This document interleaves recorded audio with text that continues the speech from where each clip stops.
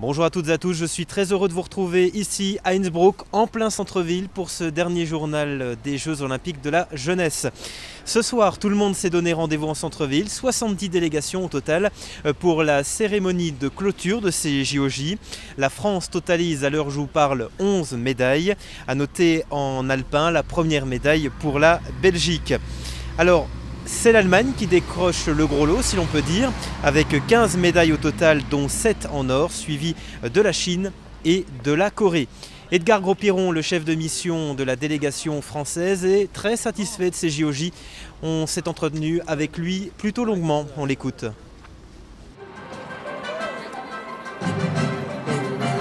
Les athlètes ont été au rendez-vous, à plusieurs rendez-vous et puis de façon très brillante. Et puis ils ont aussi été super dans les comportements, les attitudes. Moi j'ai trouvé que les jeunes étaient vraiment sympas, avaient un très bon esprit, ils se sont éclatés.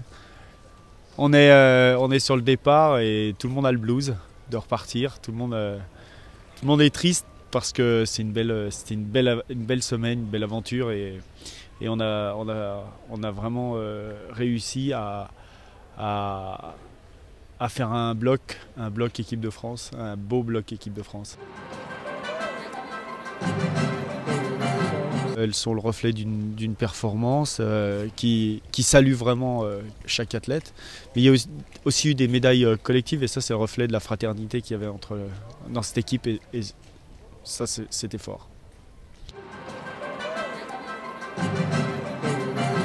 Évidemment que l'Allemagne est toujours une nation très forte, spécialement sur les sports d'hiver où ils arrivent à aligner des athlètes partout, dans toutes les disciplines et avec un niveau à chaque fois excellent. Donc, Non, mais c'est toujours, de toute façon, on félicite toujours le premier, on félicite toujours la nation qui a réussi à remporter le plus de médailles, qui a réussi à s'illustrer sur le plus de courses.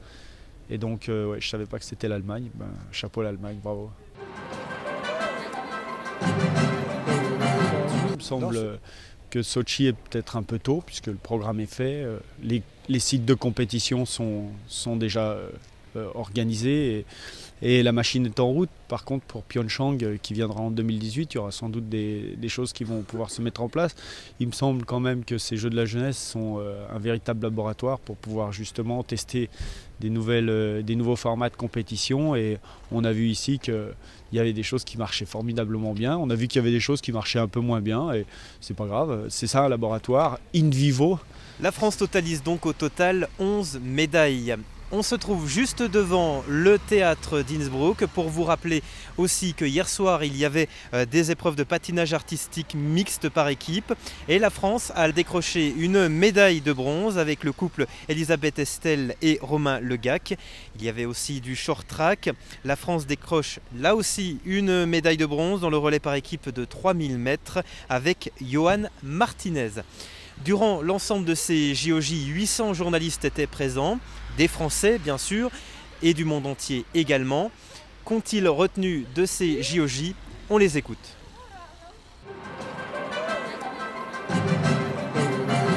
Je vous assure que quand ils gagnent une médaille olympique, ce que j'ai vu à Singapour, vous n'allez pas leur dire que c'est des petits JO, quoi. Parce que ça revêt une véritable importance.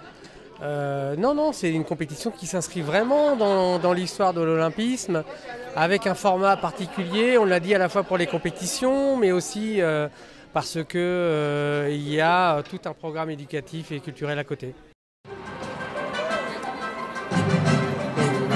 Sur les JO traditionnels, les athlètes viennent, font leur compétition et repartent.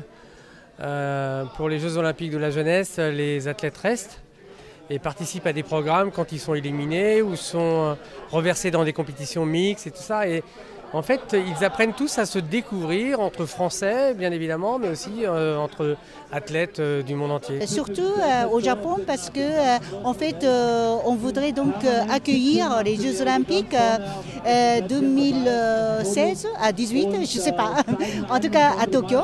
Donc c'est pour ça le Comité olympique du Japon qui pousse un peu donc à faire participer ces Jeux et pour CIO.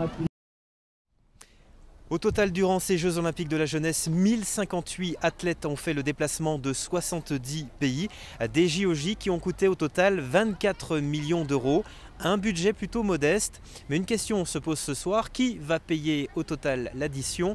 Nous sommes allés rencontrer les habitants d'Innsbruck pour savoir ce qu'ils pensaient de ces Jeux Olympiques de la jeunesse. Et vous allez le voir, ils sont plutôt contents.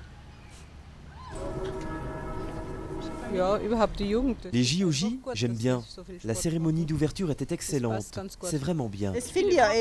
J'aime bien les JO, c'est génial. Je suis très contente que la jeunesse participe et que les adultes fassent confiance aux plus jeunes. C'est une très bonne pub pour la région. C'est une superbe opportunité de montrer tout ce qu'il y a ici.